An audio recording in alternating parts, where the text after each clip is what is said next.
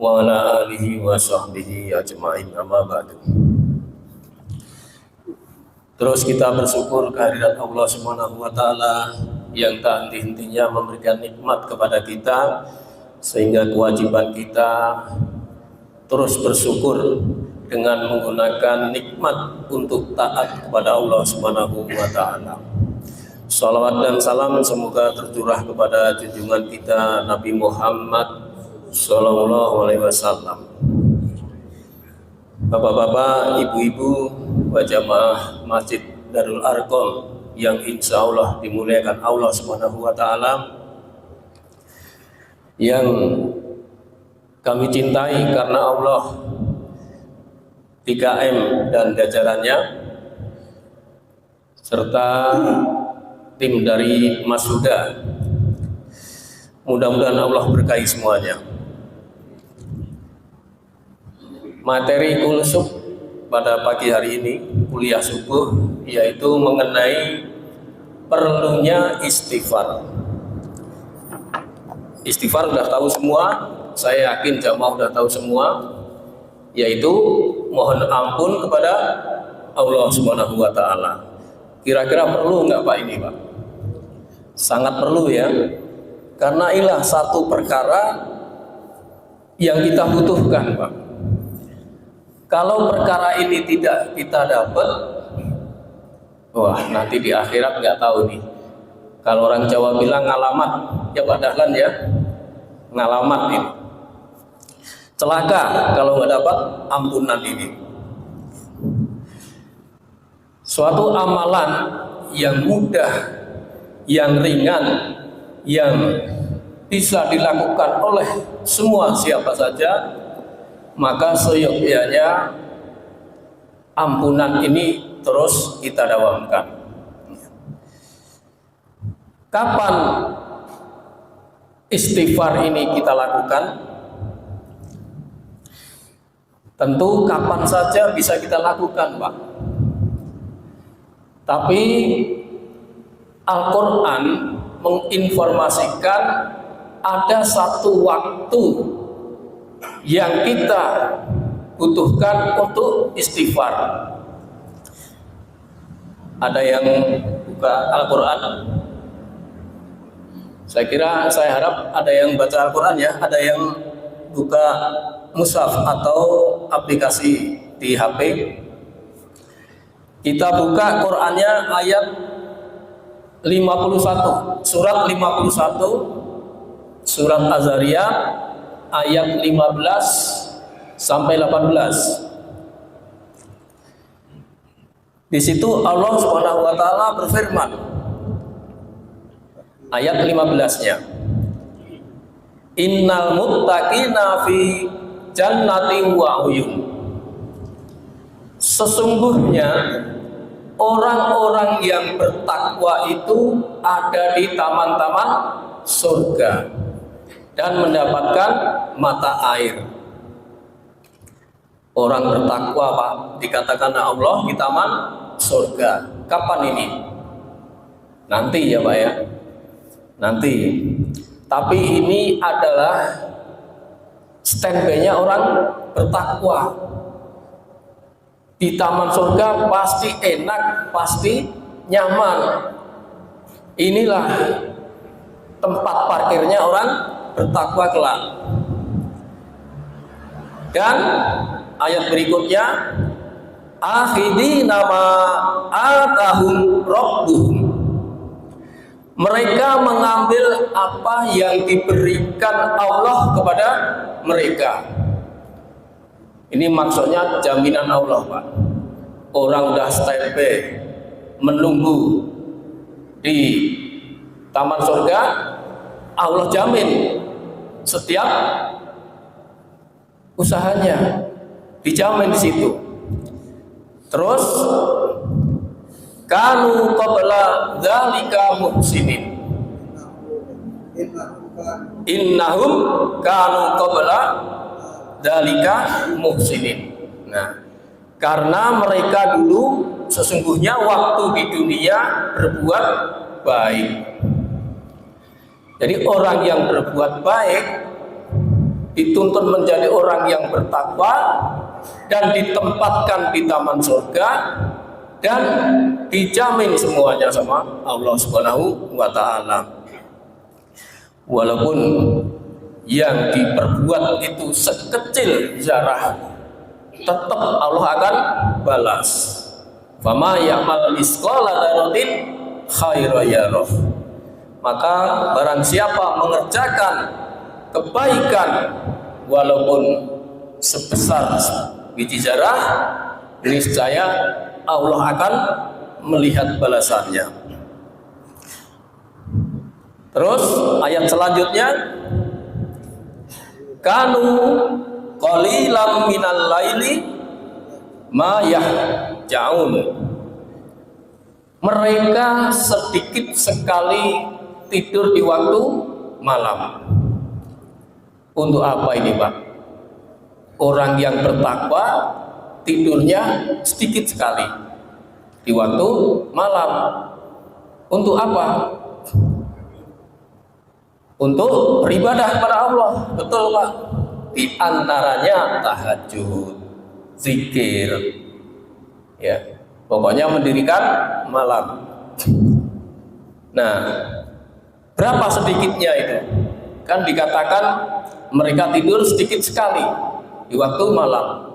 Berapa sedikitnya? Sedikitnya memang tidak dijelaskan berapa lama, akan tetapi sedikitnya itu secukupnya. Jadi kalau ada yang mengatakan dulu, Pak, ketika masih sekolah kan dikatakan kalau tidur idealnya itu 8 jam. Ya, Pak, ya? Mau nggak, Pak, tidur 8 jam di malam hari? Kira-kira setelah dengar ayat ini seharusnya nggak mau, Pak. Coba Bapak hitung, kalau kita tidur 8 jam, tidur mulai jam berapa, Pak Syukur? Jam 9, 10, 11, 12, 1, 2, 3, 4, 5, lewat subuh. Ya, lewat subuhnya.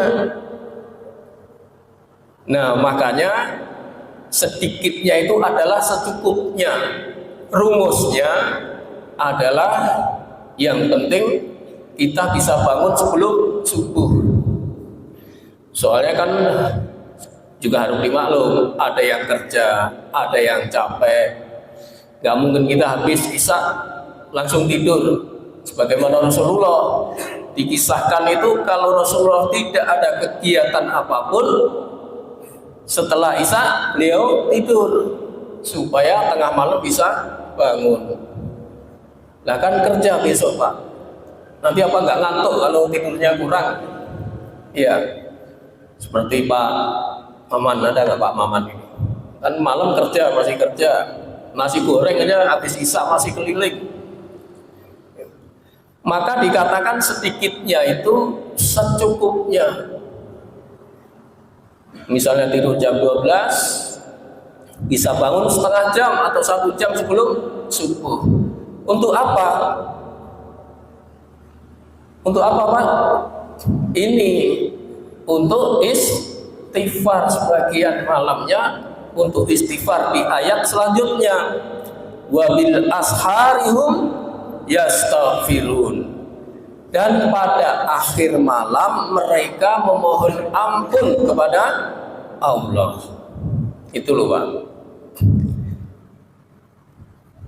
Jadi diusahakan untuk bisa bangun sebelum subuh. Kalau sudah biasa, insya Allah, Pak, mudah itu, Pak. Kita tidur 3-4 jam sudah cukup, sehingga bisa bangun sebelum subuh. Manfaatkan waktu yang sedikit, selain mungkin bisa sholat witir, juga bisa untuk istighfar. Karena hal ini klop dengan hadis di mana Allah turun di sepertiga malam terakhir. Rasulullah SAW bersabda, yanzilu rabbuna tabaraka wa ta'ala kulla lailatin ilas sama'id dunya khina yabqa sulusal laili akhir. Rabb kita tabaraka wa ta'ala turun ke langit dunia pada setiap malam akhir, yaitu di sepertiga malam terakhir.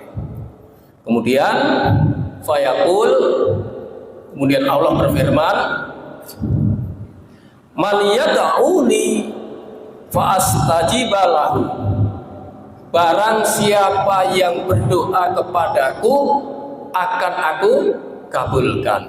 Ini janji Allah nih. Yakin ya Pak? Makanya luangkan waktu itu tadi Pak.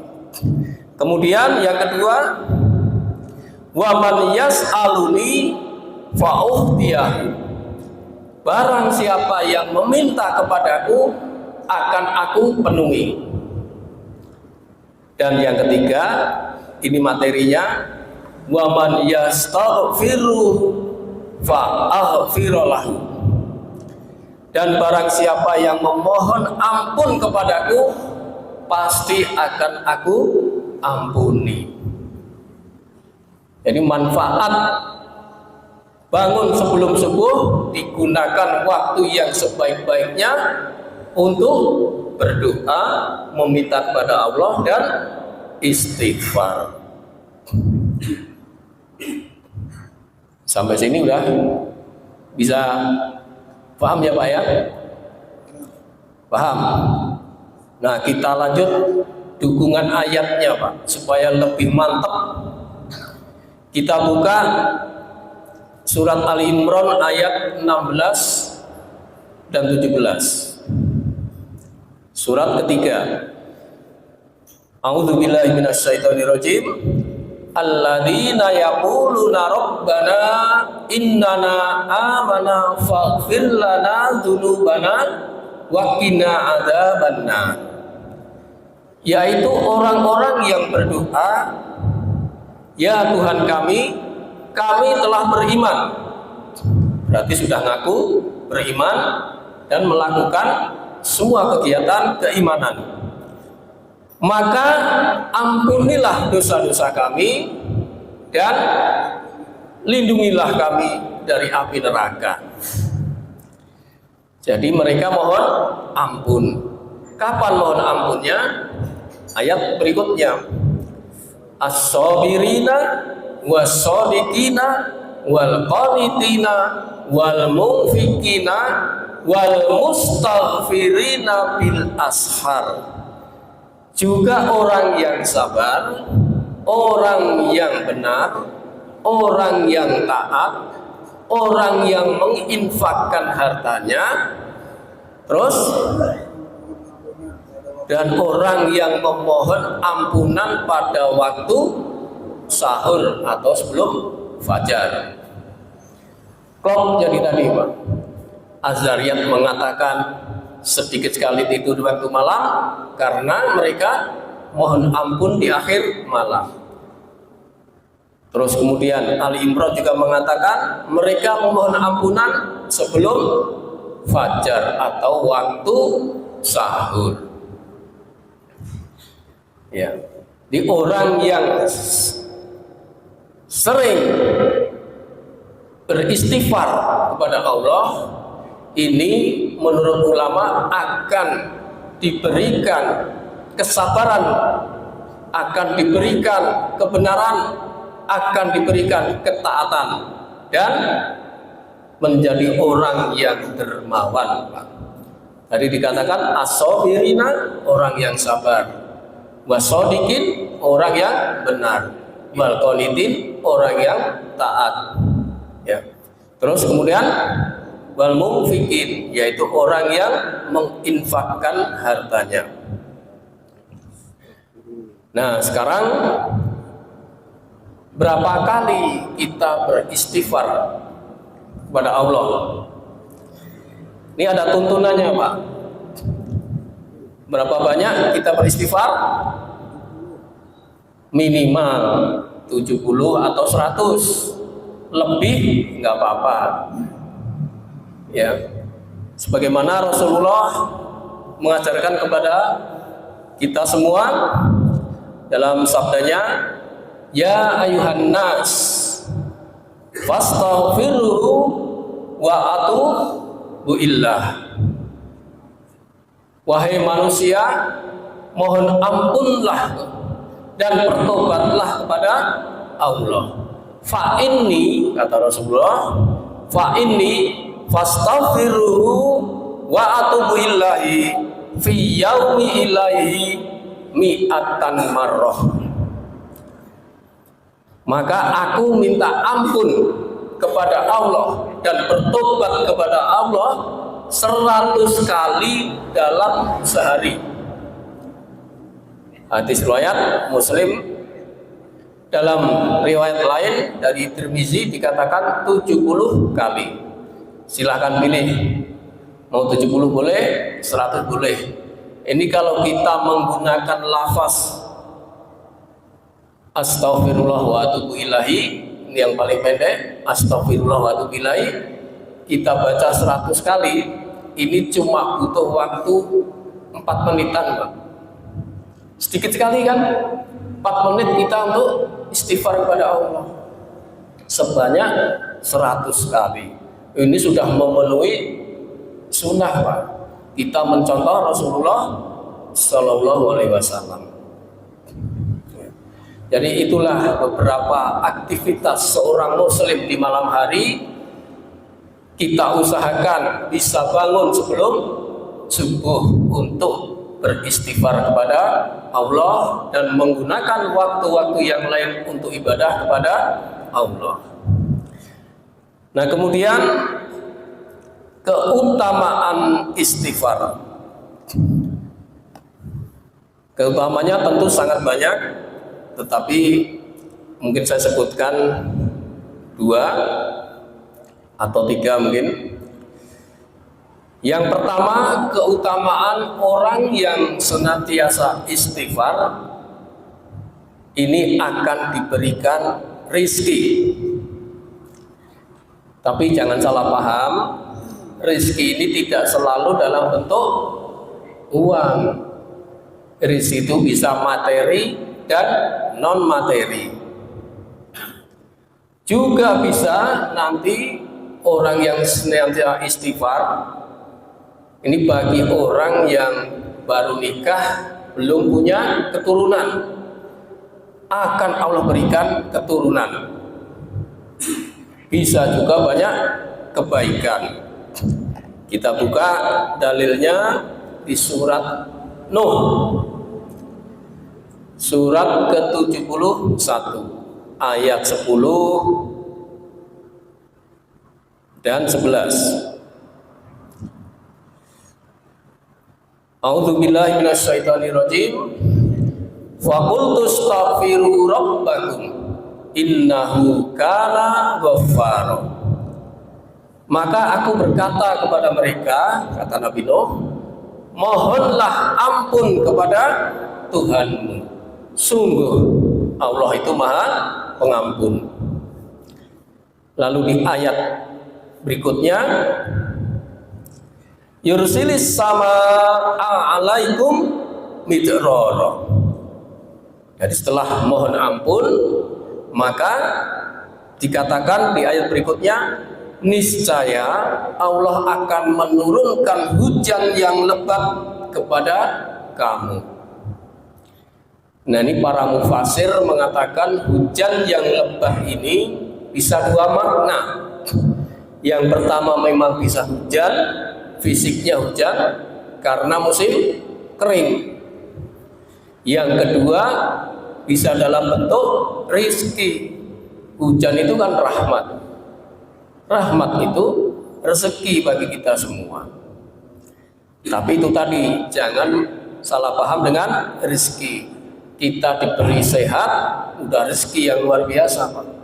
Bisa duduk di majelis, ini luar biasa, Pak, rezekinya, Pak. Orang yang duduk di majelis keutamaannya dikatakan dalam satu hadis Abu Daud, itu seperti kita kalau menengok orang sakit 1000 orang. Pernah nengok orang sakit 1000 orang? Seperti orang yang melayat 1000 orang. Luar biasa. Makanya inilah dikatakan rezeki itu sangat luas maknanya. Ya. Kemudian selain diberikan rezeki, nah ini ditegaskan lagi di ayat berikutnya. Wa yumditkum bi amwali wa banina wa ja'al lahum jannatin yaj'alakum anhara. Dan dia Allah akan memperbanyak harta dan anak-anakmu. Nah ini ditegaskan lagi dengan harta. Oh berarti rezeki bisa berbentuk harta. Masalahnya banyak sedikitnya kita nggak tahu. Allah yang mengukur kemampuan seseorang untuk menggunakan harta. Sebab kalau Pak Syukur tiba-tiba hari ini dikasih 2 miliar, bingung masih. Ya Pak ya. Itulah ukuran Allah itu sudah sesuai dengan takaran hamba-hambanya. Dan dikatakan akan memperbanyak anak-anakmu. Nah inilah yang dikatakan tadi, orang yang sudah menikah lama belum punya keturunan disarankan untuk banyak istighfar. Istighfarnya di akhir malam sebanyak 100 kali. Udah, tinggal kita tawakal pada Allah. Insya Allah Allah akan balas semuanya. Nah itulah 5:30 ya Pak. Satu lagi ya Pak ya. Satu lagi keutamaannya, ini juga penting untuk kita ketahui, yaitu orang yang senantiasa istighfar seperti itu akan diberi nikmat. Akan diberi nikmat, yaitu ada di surat Hud, surat ke-11 ayat 3. Wa nistaghfiru rabbakum summa tubu ilaihi yumattikum mata'an hasanan ila ajalin musamma wa yutikullazi fadlin fadlah wa in tawallaw fa inni akhafu alaikum azaba yaumin kabir. Dan hendaklah kamu memohon ampunan kepada Tuhanmu dan bertobat kepadanya. Jadi diperintahkan untuk mohon ampun, istighfar dan bertobat. Apa yang didapat? Dia akan memberi kenikmatan yang baik kepadamu sampai waktu yang ditentukan, yaitu ajal. Jadi selama kita beristighfar dan taubat kepada Allah, janji Allah akan memberikan kenikmatan sampai ajal menjemput. Dan dia akan memberikan karunia-Nya kepada setiap orang yang berbuat baik. Wah, cocok dengan yang di atas tadi. Tapi jika kamu berpaling, kata Allah, maka sungguh aku takut kamu akan ditimpa azab pada hari yang besar. Jadi marilah saya nasihat kepada diri saya sendiri dan para jamaah semuanya untuk senantiasa istighfar, mohon ampun kepada Allah dan bertobat kepada Allah. Kapan? Yaitu di akhir malam. Kira-kira ya mungkin 15 menit atau 10 menit menjelang subuh gitu Pak. Dan itu dilakukan hanya sekitar 4 menit. Nggak rugi Pak. Dan itu akan diberikan oleh Allah kalau kita minta, kalau kita berdoa, dan akan diampuni kalau kita istighfar. Dan juga keutamanya tadi akan diberikan rezeki, akan diberikan keturunan dan kenikmatan. Ya saya kira demikian yang bisa saya sampaikan. Udah 5:30. Ada pertanyaan atau kita langsung tutup? Kita tutup. Baik, kita akhiri kajian subuh pada pagi hari ini dengan membaca kafaratul majelis. Subhanakallahumma wa bihamdika asyhadu an la ilaha illa anta astaghfiruka wa atubu ilaik. Billahi taufik wal hidayah. Wassalamualaikum warahmatullahi wabarakatuh.